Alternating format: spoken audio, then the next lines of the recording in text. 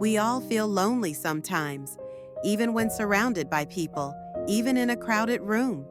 But have you ever thought being alone and feeling lonely are not the same thing? Today, we're diving into the beautiful and healing world of Renuka Gavrani's book, The Art of Being Alone. Solitude is my home. Loneliness was my cage. This book is not just about being by yourself. It's about finding peace, creativity, and power in your own company. It's a journey from loneliness to self-love. Let's walk through this journey together, chapter by chapter. Introduction: Understanding loneliness versus solitude. Renuka begins with a powerful idea.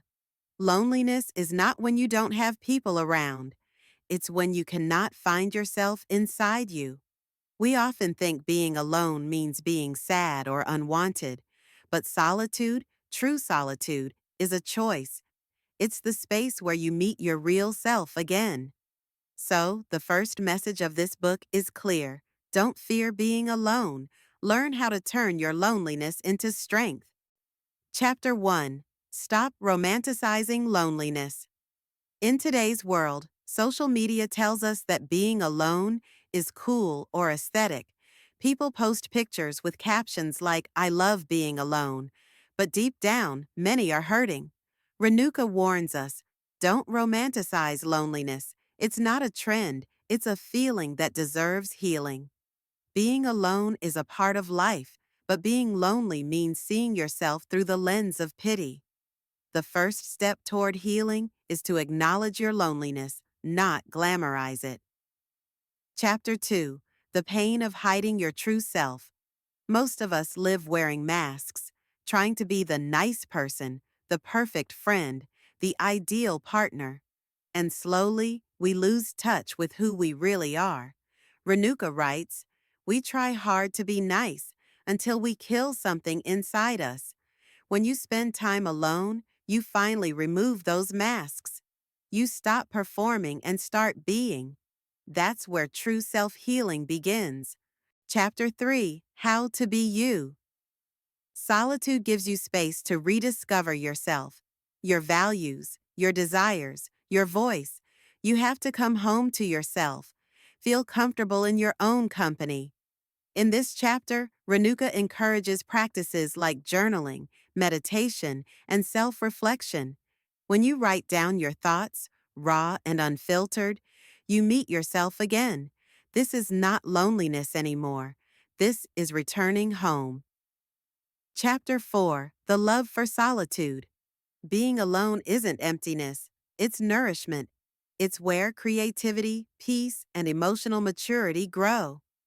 Renuka asks, why do you hate the idea of being with yourself so much? We often look for others to fill our silence. But when you truly enjoy your own company, that silence becomes music. Spend time with yourself, guilt-free. Take yourself out on dates. Make solitude your favorite place to be. Chapter 5: Practicing the Art of Being Alone. This chapter is about turning solitude into a daily ritual. Renuka gives simple, practical steps. Spend 10 minutes every morning without your phone. Keep a solitude journal to note what you discover about yourself. Take digital detox days. Sit in nature without distractions. She writes, romanticize the actions you take for yourself. Make solitude not a punishment, but a celebration. Chapter 6: Turning Loneliness into Growth. Every lonely phase has hidden lessons. It's an opportunity to learn, grow, and build your inner world. Renuka says, don't let time slip from your hands. Educate yourself, train yourself, and have fun with yourself. When you stop fearing silence, it becomes your teacher. Use it to learn a new skill, rediscover an old passion, or simply to think deeply. Chapter 7: Make Yourself Your Best Friend. Renuka calls this the turning point. She says, if you can be your own best friend, you'll never truly be lonely again. Celebrate your small wins. Be gentle with yourself when you fail. Appreciate your own efforts, even if no one else does. There are days when you miss yourself more than you've ever missed anyone else. This line hits deep because we often forget how amazing we once were. Solitude helps you find that version again. Chapter 8. Building a Dream Life Plan.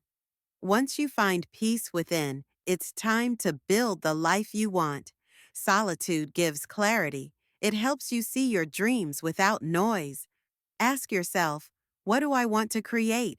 What kind of life excites me? What kind of person do I want to become? Renuka encourages readers to write down their vision because writing gives it power.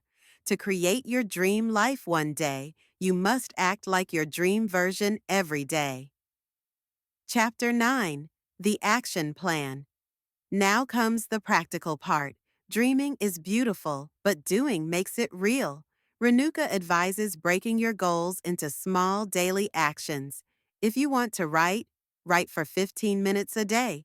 If you want to get fit, take a 10-minute walk. If you want peace, meditate for 5 minutes daily. Consistency transforms solitude into progress. Chapter 10. Make your alone time addictive. Now that you've made peace with being alone, it's time to make it joyful. Renuka says, make your life like a garden, full of hobbies, interests, and colors. Fill your alone time with music, painting, reading, journaling, and dreams. When your solitude is filled with beauty, you'll crave it instead of fearing it. Chapter 11. Becoming Emotionally Independent. And here comes the final and most powerful message of the book. Emotional independence. You are complete. You are whole. You don't need anyone to validate your worth. Renuka writes, you are enough, not because others say so, but because you finally believe so. When you reach this point, you no longer feel alone. You simply are, peaceful, confident, and fulfilled. Conclusion. Solitude is my home. So what does the art of being alone really teach us? That solitude is not a punishment. It's a home where your soul can rest, heal, and create. Renuka's message is simple yet life-changing. When you are at peace inside, the world outside starts to make sense. So, next time you feel lonely, don't rush to escape it. Sit with it. Talk to yourself. Because sometimes, being alone is exactly what you need to find yourself again. If this story touched your heart, like, share, and subscribe for more book-based life lessons. Tell us in the comments, what does solitude mean to you?